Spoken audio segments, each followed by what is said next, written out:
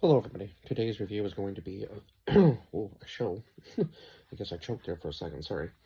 Of a show called Devilman Crybaby, which looked good from the trailers, but unfortunately, I didn't really enjoy the show. Now, I did try watching this in Japanese first, and I thought maybe there was.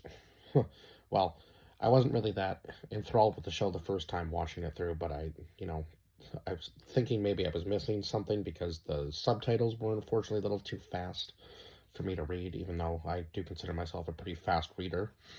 Uh, but yeah, they were a little too fast, and I thought maybe there was something I was missing. But a lot of it just seemed to be filler and a story, uh, like a story that didn't really make a lot of sense with what was supposed to be the core material of the show. So I wasn't really following what exactly was supposed to be going on, other than, yeah, you kind of just thrown into um, these two kids that I guess grew up together, and they came from very different walks of life, and then they go to this party, or if that's what you want to call it, um, and then all of a sudden his friend goes on this weird tangent about demons and so on and so forth, and then he tries to get his friend possessed by this demon Amon, and it was just so weird. So then I guess our main character, uh, Akira Fudo, played by Griffin, or voiced by Griffin Burns, because this is an anime. Um, yeah, so I guess we'll just go over the casting list so we kind of know a little bit more. So then Kyle McCarley, who played Ryo Asuka, who was Akira's best friend, or uh, pretended to be through most of the show anyway. And then we had Christine Valenzuela. It's one of those two. Or is that, sorry, Valenzuela. My bad. Now that I'm reading that again. Played Miki Nakamura, who was supposed to be like the top runner in her school. And I'm not really sure whether they were supposed to be like high school students or college students. I don't really think they ever specified that. But again, it was just such a weird dynamic that they even had like anything going on inside of a school when most of the show was supposed to be about these demons fighting humans, and these two guys who were hunting all these demons, and one of them who was possessed by a demon but somehow still had the ability to have human emotions even though he was able to change. So he called himself a devil man because he wasn't fully demon and wasn't fully human anymore, so he was kind of in between. And then as he goes on, he realizes that other people have also changed the same way he has. So it seems like this weird battle. Like, we have these like half breeds almost, and then we have like the full blown demons and then the humans. And it just leads to an all out war in the last episode, which was kind of weird because it doesn't really make any sense. All like the last two episodes kind of like threw in a lot of religious stuff, and I guess maybe that kind of ties into the fact that, once everybody knew there were demons, that everybody has to, kind of fall towards something, I guess. I don't really know, because it didn't really seem to be like a theme in the show until that point.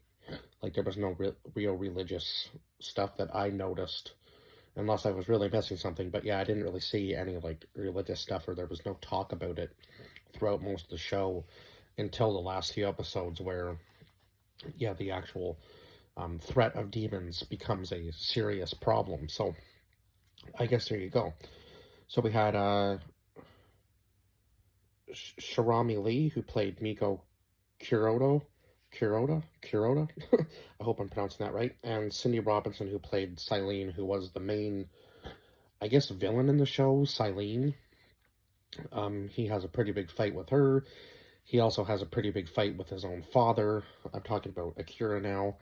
And I guess Amon was somewhat in love with this demon, Silene, and she fuses with another demon and ends up killing herself in the process, trying to take out Amon, which was what she thought she had done, I guess, but she wasn't victorious, but thought she was, and ended up killing herself, or I guess dying in the process, because she had used up all her power and all of the other demons' powers that was traveling with her. And then at the end, of course, it seems that even though Akira tried to save everybody, he ended up just causing more destruction and loses everybody he's loved because now he's lost his. It seems he was abandoned by his parents when he was a kid. Now, I'm not really sure why. They didn't, I don't really think they went into too much depth on that.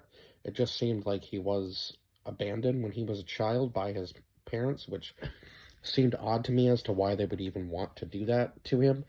And then they ended up just dropping him with Miki and her family, so they kind of grew up together, I guess, as well as he grew up with, obviously, Rio as well.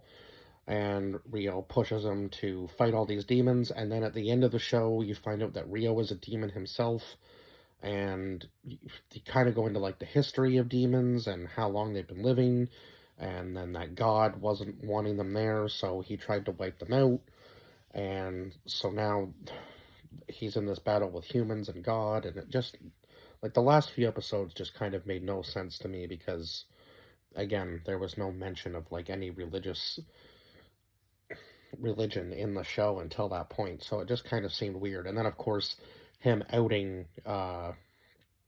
Akira at the end of the show, just turning sides completely after fighting all these demons for the entire show and then finding out that he's a demon himself, just seemed like such a weird twist. But to me, a lot of the show was filler. Now, I will give the show credit where it is due because the animation style was very unique. So I thought the animation was really good. But unfortunately, the show, like the storyline, just kind of fell a little short for me. And then there was a lot of killing, and yeah, again, the animation style was different. Like there wasn't, like, even the blood of the demons was like yellow in color, so it was, different, I guess, in a sense. And it was almost reminded me of like Samurai Jack, if anybody remembers that show. Like it was almost that style of animation, I thought, which I thought was gonna, make me fall in love with the show a little bit more. But unfortunately, it was just kind of weird, and you were just thrust into a storyline, and then a lot of it just seemed to be like the recycled material, which I didn't really enjoy. And there was a cool little, like, most of the music in it seemed to be from people who were doing the voices. Like a lot of the rap music that was in it was people who were doing the voices of the characters, so I thought that was kind of cool. And I mean, the songs were good. Like the lyrics to the songs were pretty good. So yeah, I have to admit that that was one of my favorite parts of the show. Was every time that, like, certain episodes would start up and it'd start out with like the group rapping, and I was like, okay, I can get behind this, and I can get behind the animation. But yeah, just the story overall was kind of a little bit lacking for me anyway. Um, and it seemed like it was trying to be two different stories at once, like the demon hunter thing, and then they added religion into it, and then of course you got like the track and field team, which again seemed like a lot of filler to me. Like the whole high school or college aspect of the show, where there's all these kids doing this track and field meet, it just seemed like, it didn't really need to be a necessary part of the show. They could have went a different direction there, I think, with, the fact that it was supposed to be about a demon or a devil man hunting demons with another demon hunter, essentially, is what I got from the show anyway. And he's trying to bring light to the world that, in fact, there are demons amongst us, and everybody, I guess, has one inside of them. It just depends on, you know, how it can be unleashed. And if I guess potentially anybody could have one inside of them was the point. And of course, he was betrayed by the person who he was, uh, I guess, being mentored by when they were in another country, helping out this tribe. And then, of course, his, mentor turns into a demon as well. And I guess that was when he really decided he was going to fight them. But he ends up being one at the end anyway. So it was kind of a weird story for Rio as well. And it seems like he had an issue with anything human or animal, right from when he was a kid. So yeah, you kind of knew there was something off about him, but you weren't really sure what it was. But yeah, anyway, he even said that humans were weak in throughout the show, but I wasn't really thinking he was a demon himself, so I was really thrown back by that. And then at the end of the show, he ends up crying because after he's killed Akira, he realizes that he's lost the only real person or real friend that he ever really had. So I guess maybe he finally decided that he had taken it too far. I don't really understand, but he created a war with the humans and then wiped out all the humans with all of the other demons. So, and I guess wiped out all of the other Devilmen, like the people who were able to control themselves with their human side and demon side together. It just seemed there was a lot in this show that just didn't really fit, like the pieces didn't fit. So it is unfortunate. I guess not every anime is going to be a likable one for me, but again, there are some animes that I really do enjoy, so maybe I'll get into more of those and do some reviews of them, because I have a huge collection of anime on that shelf, so maybe I should do some of that, because I have some Dragon Ball Z, I have Bleach, I think I've almost completed it, like the whole series on DVD, so I have Inuyasha, which I wouldn't mind actually going back and watching again, so yeah. I have a few that I could definitely do, that I do enjoy. It seems to be the older school ones that I enjoy the most. But maybe that's just because that's the ones I grew up with as a kid, so they mean more to me. But anyway, it's not to say that there aren't good animes that come out today. Like, I started watching Chainsaw Man a while ago and was really enjoying it, but maybe I should rewatch it, because after this one, I think I need a different change of pace for anime anyway. So yeah, I gave this show a 4 out of 10, because that's just how I felt about it. Now, the rating on IMDb was a lot higher than I thought it was going to be.